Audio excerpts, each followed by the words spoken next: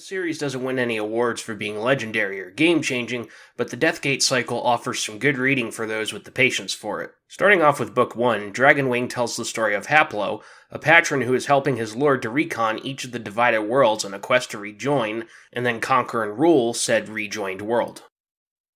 5 years after being rescued from the labyrinth, Haplo speeds through the Deathgate into Arianis, a world of floating lands and one hell of a drop. What is a Deathgate, you ask? Well, it's a portal into new experiences. Speaking of drops, there's very little water anywhere for people to drink on Arianis.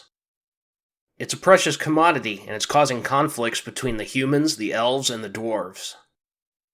The dwarves care for the Kicksey-winsey, an amusing name for a huge device that they just found. In fact, one might say they are slaves to it. No one knows who really created it. It just is, and it's been taken over by gods, as the dwarves call them.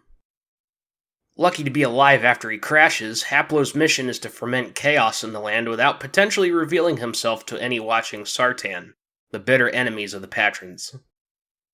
While the book isn't pure sword and sorcery with small pockets of combat, Weis and Hickman managed to create a good story with unique and authentic characters. Flying ships, elven weapons, and soaring dragons will ensure a good read if you need some junk food fantasy to munch on. There's 6 more books after this one ends. My only complaints about the book were that it seemed confusing at first as to what was going on, shifting between focusing on Hugh the Hand, Alfred and Bane, and ultimately Haplo and his lord. If you like epic fantasy, especially classic and old school epic fantasy, I think you're gonna like it. I give it a 4 out of 5. Not bad for a book I found for $1.